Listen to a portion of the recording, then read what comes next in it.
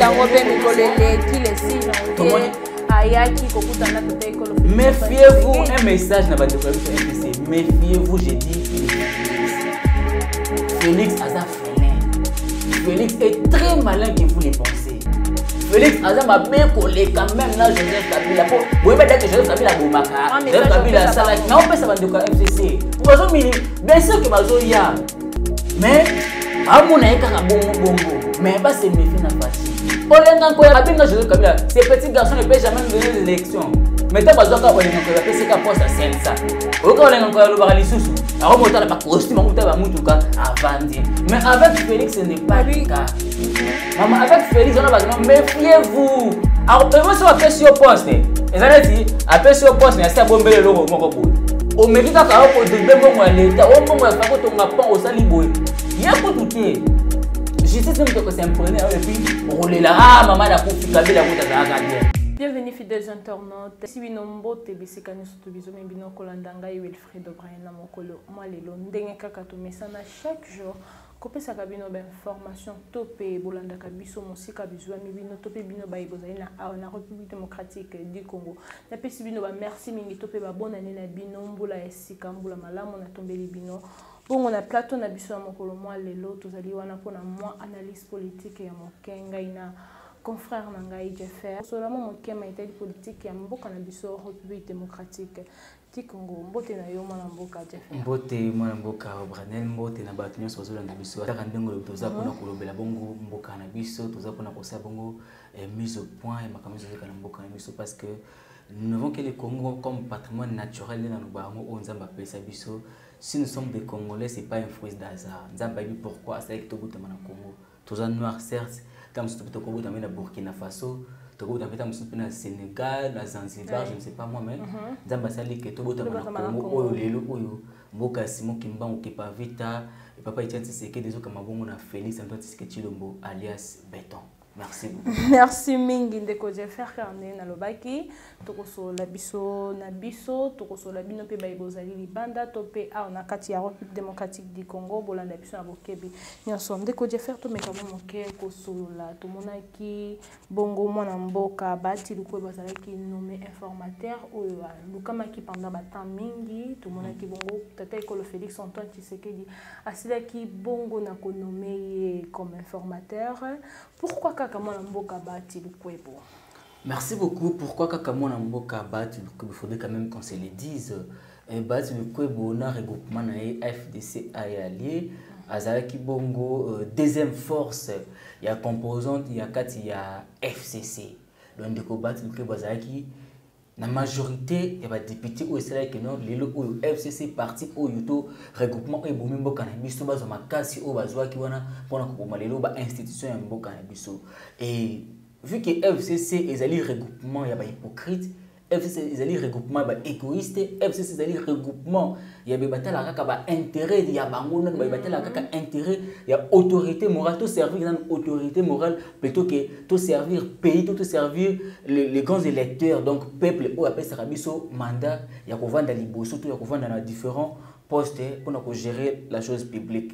Voilà pourquoi mon amboka il faut comprendre que non, na sali lisanga na baibaza contre République, na sali lisanga na baibazali plus ba égoïste plutôt que kozala na intérêt collectif. On dit bien que FCC au travail na kati ya misala ya kingakati tope na place ya ko servir peuple. Non. Oui, c'est ça. Le FCC est servir peuple. Pour ezaki FCC basé na personnalité juridique. FCC ezaki regroupement électoral. Ils étaient là. Na période électorale ça qui force tant comme membre basay il faut pour ma député masoki nani il faut ça oza élu na sei moko ya makasi. Voilà pourquoi FCC plutôt pepper de maïle ma belle azalaki vu qu'ils étaient au pouvoir ba zimbongo ya l'état ba sangisi ba parti et ba ko créer force moko ba bengaki yango FCC et voilà que FCC zalaki na service il y a l'état FCC zalaki na service ya peuple mais FCC zalaki plutôt na service ya autorité morale. Or maman, nous sommes le seul pays, nous sommes la seule nation au monde où il y a un regroupement pour soutenir l'intérêt plutôt que l'intérêt républicain. Tu as vu que tu as au pouvoir, tu es là par mandat à peuple. tu es là pour être redevable na peuple pour parce que peuple ndé pouvoir évidemment. Mais il y a beaucoup de monde qui na régime tout na bokamba ya mona mboka Joseph nabenga ki mona mboka entre guillemets ba doute belé pour nationalité des équipes nationalité moko peut douter ça toyoka ki Tanzanien toyoka ki Rwandais toyoka ki Burundais donc et puis marquera mon nom peut ça qui nationalité mais à peine certes na nationalité moko douteuse parce que moi je trouve ça fort impossible maman.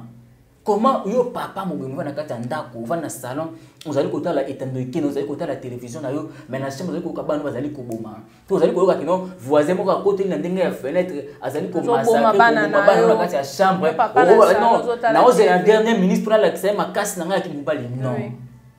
Joseph Kabila a été un très mauvais père pour cette nation. Joseph Kabila a très mal géré le peuple naïe. Joseph Kabila a très mal géré la chose de l'État. Joseph Kabila a dit qu'il y a une situation pour que les locaux FCC va continuer toujours à construire force et à mboka na biso. Voilà pourquoi pour nous na mutuna na yo, voilà pourquoi ndeko bati lukubu a se retirer qui na regroupement wana et akenda ki akoma ko mener na ye nzela na ye comme cavalier solitaire. Et tant que vous avez mbela ya mokonzi ya mboka, ayoko yoka sikoyo mbela ya moto oyo azali na souci, muto azali na esprit ya patriotisme na kati na ye que non bana mboka boya to vanda to solola. Toyoka ki to mona ki batu lukibo ayaki pe ko répondre na mbela ya mokonzi ya mboka, ba vanda ki ba solola ki ayoki mokonzi ya mboka, ye pa pesi maele ne pa mokonzi ya mboka. Lokola mokonzi ya mboka azali na kati ya procédure ya koluka informateur. Attendez ba critérium parce que je dirais sur le plan critérium et dépendant qui n'a fatigué moko. À moins que non sur le plan critère, tant sous battu que bon tout à répondre à critères au essentiel pour la cause à informateur. Voilà pourquoi le choix de l'informateur a été tombé sur battu que fort malheureusement battu monsieur soit allé que le bakeno battu que vous allez jouer G à double face. Comme on dit, qui a trahi trahira. Qui a trahi trahira, qui a bi boira. Ouais, est-ce que tu oses la tête que le lomo mboka bati que balamu qui na tongo mo va changer na zongi na kaya mo mboka Joseph Kabila. To mona ba surprise à makambo ebele ya bongo na kati mboka biso. Encourager bati que bo a changer face. Na kanisa ko tuna ngapona nini? Na ko souhaiter que tu bati que ba changer Félix face. Comme ça n'est-ce qu'on va comprendre que non Félix est là lilingi ya pamba. Ba benga Félix lilingi ya pamba. Mais comment lilingi ya pamba zo bimana mingi zo bangi sabino ba boza personne vivante boza physique. So tant vous battre ko changer les fati face ni alors sikoyo tala yeko to robeta robeta deuxième face na ye. Mais ce que fati ko abete siko kabin eloko lokoso aroka mona carrière politique ningi aussi là. Aokewa. Na FCC kuna a BBC. Aïe, na ngambo ya union sacrée, ba PC chance aux informateurs, ils vont comprendre que non, Félix a été un grand combattant, un grand militaire. Si tu veux que la géopolitique pèse à la moment un peu bimino penetika, bimi pour luki penene, ba tinso le mais tu aurais même pas si la raté. Ou même comme les policiers ba bima peka bo ba sila ndenge nini. Ba kovo ingila ba kovo ingila ba suka wapi. Ba wili misiki ba nani ba suka wapi. Ba bono chibala ba suka wapi. Bruno Chibala yana ka komi ko suko ko sa couper likolo Félix te. Bruno Chibala oyo lelo ko amenacer même que non siège à IDPS ezaki ya bango ezaki faut ba kabola ngo ya récupérer siège à IDPS. Lelo oyo Bruno Chibala suki wapi. Maman, au moins une vie, il faut que lukaka ko bima par la grande porte. Si on bima par la grande porte, il y a forte probabilité que non ceux qui le solliciter ko mettre sur ce porte ba fumwela yo. Mais tant on bima ndenge ya fenêtre. Tant on va na porte, on na bossa na kinini, ba repesa na porte kuna. Ozomona, ezali loko ezali ko zanga na kati ba politicien biso. Na fungoli parenthèse, moi je me rappelle matanga moko ya un ancien directeur ya Miba. Moi j'étais là. Wana ba oti ko nommer Bruno Chibala premier ministre Sika. Nebso na telema boy, so to yebaka mukili ngaso na yebaka mena sola kata na Félix. Na telema na Félix boye. Awa na Saint-Luc, awa na président de la République. Totalement na Félix Boy. Wana na lukutu président ya ekana jeep moko. Atelemi Bruno Chibala yana ba tapage, taka bona ba premier ministre Sika. Ayona ba tapage, ba protocole na ye ba sécurité na ye. Félix a tellement candidat tellement Félix a tellement so ba loti sangwa ta batuna no. So ki image wana na zwa kangwa ta na filma kata yango. Que lobby a monté à négliger ka monté. Qui s'attendait qu'aujourd'hui on pouvait avoir un digne fils du pays na tête ya mboka oyo. On a eu des Mobutu, on va taxer la nationalité douteuse. On va dire qu'on dirait Mouta Centrafrique. Tozi, Musée Laurent Désiré Kabila, Ayen Anzela, Il y a AFDL OT, Azapina no c'est aussi Joseph Kabila, no c'était moko douteuse, kaka mwana mboka tozaka na Joseph Kasavubu. Deuxième mwana ya mboka oyo azana no c'était ko ya ko douter te ko ya ko dukate ko nini, o te que non, c'est un muluba. Exactement que ce soit bimba otuna que oh ça non, c'est un muluba, c'est un Congolais qui sont yebi. C'est pour nous une fierté. Il y a une ngina balu. Les autres ceux qui battent ko ba mekika ko sala oji à double fat. Fati c'est un Kinois, Fati sa diaspora. Donc, Asangisa, esprit à Kinoiserie, Asangisa, esprit à diaspora, Fatih, c'est un grand combattant, c'est un grand militant. Abondi pendant 37 ans, il n'a pas fait de temps. Non, ce que nous avons lié au boyer, nous avons c'est les boyers. Donc, battu le cœur, Aya nagé à double face. Aya pour Aluka, que l'objet a son, a constitué sous force, il a fait perdre tout le FCC. Aluka, ça n'est pas que non. Fatih se prépare en conséquence pour Ayebi que non. Bateau Bazali, qu'on va faire un gars, Ayebi Banani Bazali. Ayebi que non, bangwana bazaka ba mobutisi nakala, bangwana bayaka kokoma bato ya musée, bangwana bakomi mutu ya Kabila to tondi na nuté. Pourquoi j'ai choisi Kabila et lelo oyo ba na ngambo union sacrée. Félix n'est pas si bête que ça, maman. Félix a sa zoba te azali komona nyonso atali pendant 37 ans. Amoni pouvoir nyonso amoni régime nyonso ndenge leki na mboka biso. Et puis ayebi comment est-ce que les politiciens se sont comportés pendant tous les 37 ans où azaki na mode d'observation. Lelo oyo azali chose na bande de touche te. Lelo azali sur terrain. Akozwa maele nyonso wana, akozwa comportement na bango ya mabe wana, akotia ngo sur table, akotala. Oh nani Mende, nayebi ke Mende asala babomi bande konanga congolais na est kuna 70 ya minimiser effectif abe bomi bango 7 personnes. Et puis cette personne a bakoufi, ezaki accident mo resalemaki. Fati voyait tout ça tant azaki non président les citoyens. Lelo oyo nda comme le tout premier citoyen de la République maman. Mon épée dans pe mikolele qui le 6 janvier ayaki kokutana tata ekolo Félix. Méfiez-vous un message na bande ko sur FCC. Méfiez-vous j'ai dit de Félix. Félix aza félin. Félix est très malin que vous le pensez. Félix Azam a bien collé quand même là Joseph Kabila. Pour vous dire que Joseph Kabila Boumaka, Joseph Kabila Salak. Non, pas ça va de FCC. Bien sûr que Bazo ya. Mais bah mon aïe bongo. Mais bah c'est méfier na Fati. Fati n'est pas n'importe qui. Pour les lots comme quand créer unité autosana mo lelo oyo, c'est pas facile. Pour les lots au moins que non. Député moko ta mususu abote les lots comme mutu moko illégal no ke pour fundi pour kangi député wana, c'est pas. Et ça bah signe phare. C'est ça. La qui s'adapte que non, mutu oza mutu ya kosakana été.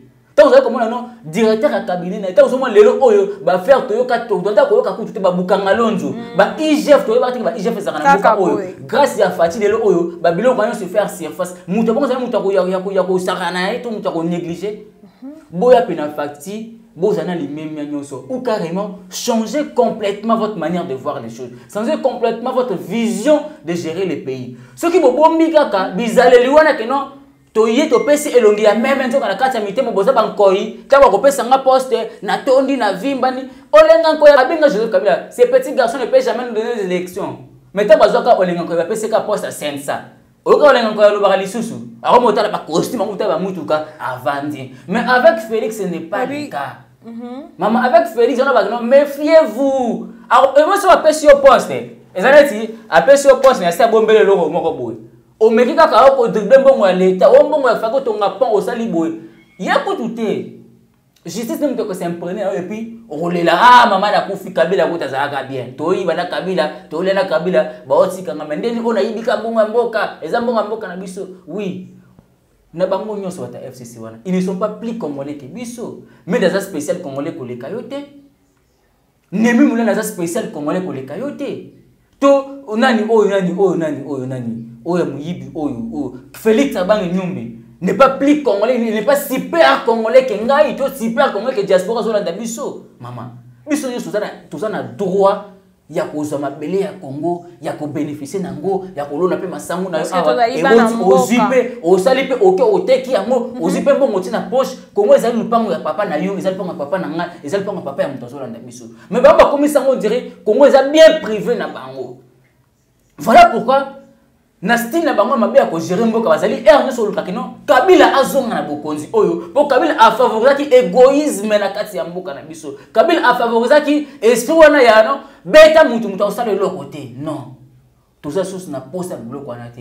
Voilà pourquoi avec l'avènement de l'union sacrée tous à la peine peto babenga ngo union sacrée babenga ba éminent professeur ba éminent docteur Quand on dit une chose qui est sacrée, donc c'est donc oyo, et ça dépourvu de l'impureté, maman. Bosoto ezali te na kati ya eloko ezali sacré. Bosoto ezali te. Toi va bien déjà c'est un homme intègre, c'est un homme pendant oza sacré. Maman oza moyibi te, oza mutu o ataka loboko na poche ya l'état te, ozali mutu o a détournaka mituka ya l'état te pour les acquis destiné pour kosala musala l'état non. Qu'il devienne intègre, qu'il devienne bon, eza pas pour na bango ba koma saint. Mais ba mekata avec Fati ba mekola ya il y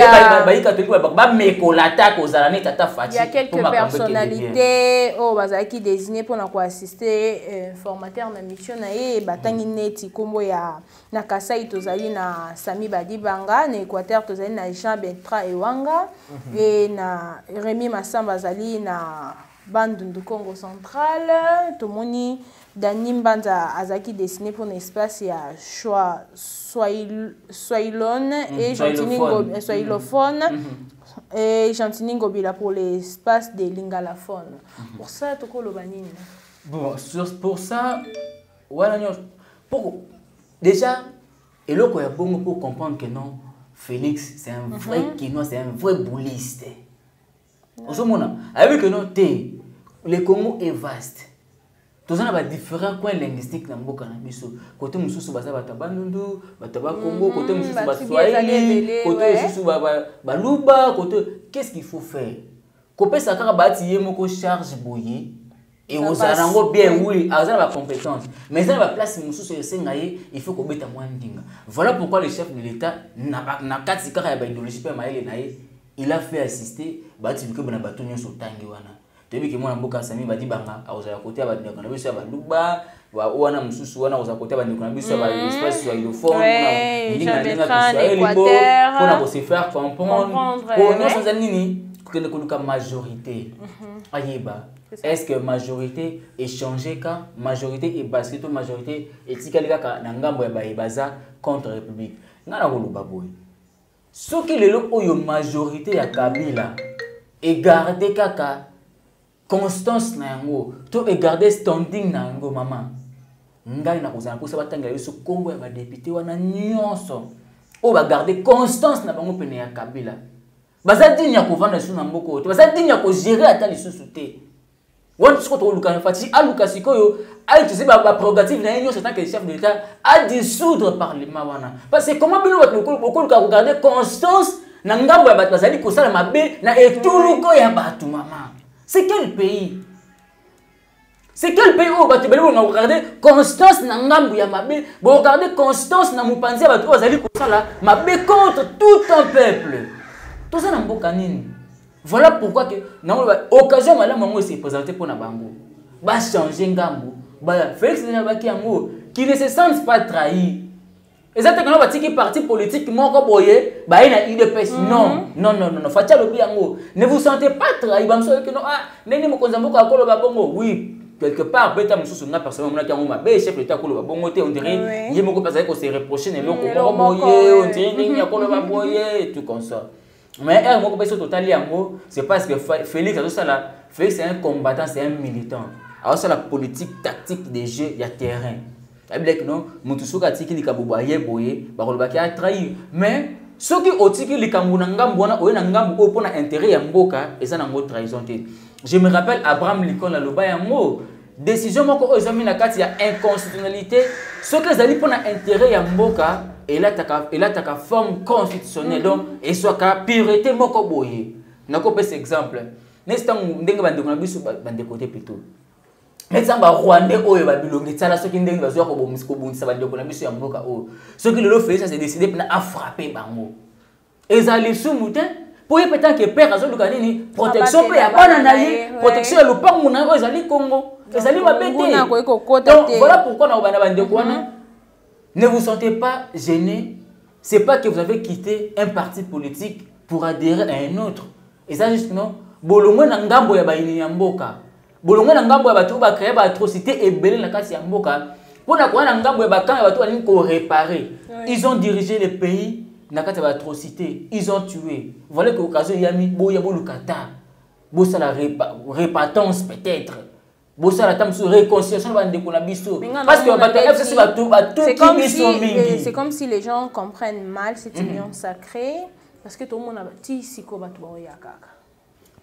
En tout cas oui point là il faut tout le bela yango maman. On dirait que tu vas comprendre ma belle union sacrée.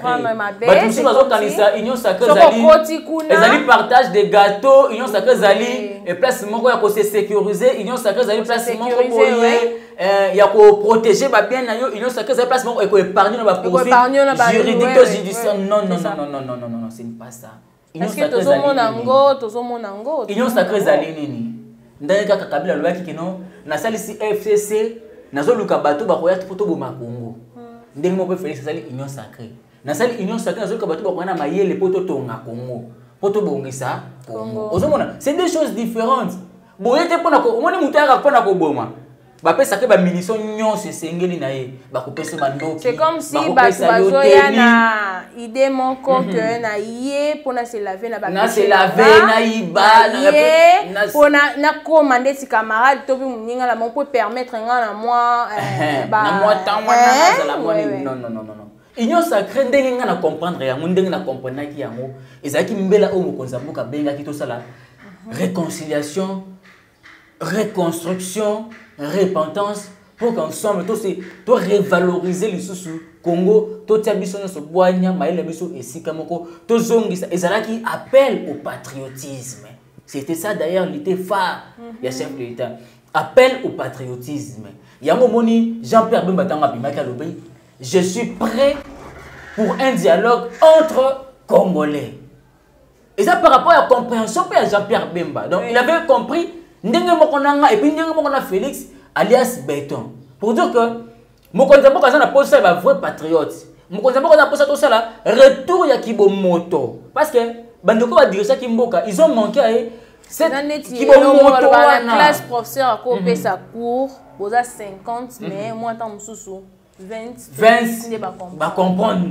Et puis tam sous ba comprendre bango pe na banenge moko mais tam sous ba ripe ko zwana yepé mais à cause tam sous na moyenne ozomona. Donc pour dire que l'appel du chef a été animé d'un esprit de patriotisme, d'un esprit de la reconstruction, un esprit il y a pour revaloriser, il y a pour faire revêtir mboka na biso de sa plus belle robe ndenge zakali boso. Maman lelo Kinshasa comme solo, lelo Kinshasa comme madofolo, lelo Congo comme makila partout. Pourquoi? Parce que Banguna et Mboka, ils ont milité, ils ont travaillé pour faire rabaisser plutôt la valeur ya Mboka na biso.